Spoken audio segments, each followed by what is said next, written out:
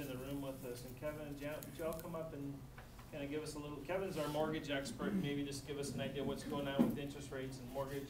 And then Janet, if you just take a couple minutes and tell everybody what you're seeing in the Irving market in terms of who's buying, who's selling, how hot the market is, and what we're going to see in springtime.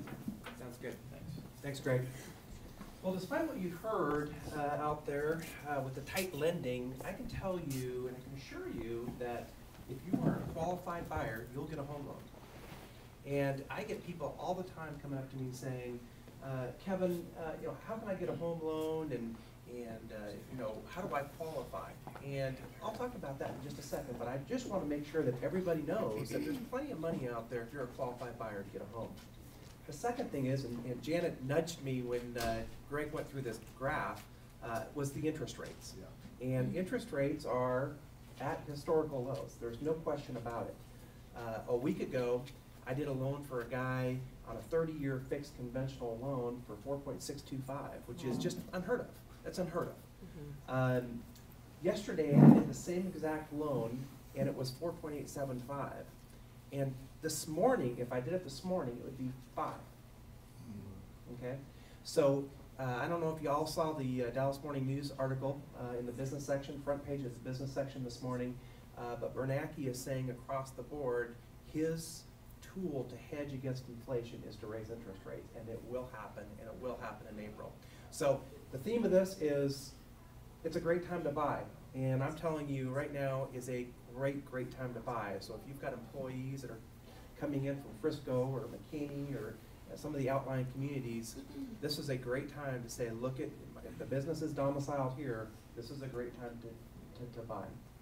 The other point I want to make before I put Janet on the spot and Mike on the spot is there is still some great, great affordable housing here in the Irving area. And I worked in Los Angeles and San Diego and Denver and now here, and I can tell you, and I had a conversation with a couple of y'all about this earlier this morning, I can tell you that as the population is going to grow, and every statistic that I've seen, the population is going to double between now and 2030 in the Dallas-Fort Worth area. As that population doubles, what happens to affordable housing in a 10-mile to 12-mile radius of downtown Dallas? What happens to it? It's going to just skyrocket. Appreciates. It's going to skyrocket. And I can tell you that location, location, location is what we in real estate know a lot about. And this is a fantastic location if you look at the overall Dallas-Fort Worth metro area. So, if you want to buy a house, my last point before I turn it over to Janet, if you want to buy a house, my advice to you as a mortgage banker is to get your financial house in order before you start that process. And what am I talking about? I'm talking about find out if you even qualify for a loan. Because if you pick up the phone and call Janet, Janet's going to take your call, or Mike's going to take your call, but the first question they're going to ask you is, are you pre-qualified? And if you go, I don't know, they're going to say, go get pre-qualified. Okay? So how do you do that? Well, the first thing you have to know is what your FICO score is. 2 years ago, I put people in loans with a 560 FICO score, their middle score, 560. Last year, I put people in loans with a 580 middle FICO score. This year, the minimum is 620 middle FICO. And FHA is going to raise their limit up to 640 by June of this year. So know what your FICO score is, know what your credit score is, and understand what's driving either the positive influences on your FICO or the negative influences. But know what that is, okay? The second thing is, if you're going to buy a house from Mike or from Janet starting in March, April, or May, you better do your 2009 taxes. Now, last year at this time, we went all the way into June before our investors asked us for last year's taxes. Now they're saying this year, if you don't have your taxes done in March, you better get them done, even though you have an April 15th guideline. So get your taxes done, get all your financial documents in place, and prepare yourself to understand what you can afford before you go and talk to Janet or Mike. And that will go a long way to helping smooth out the home buying process. Okay? Janet, you want to come up? Mike, you want to come up too? Okay. By the way, all three of us will come up and you can ask us any question that you want. We may not know the answer, but you can ask it. Thank you. I guess the main thing is, if you're looking for a home, there are plenty of great home values out there. to a short sale or you don't have to go to a short sale or a foreclosure.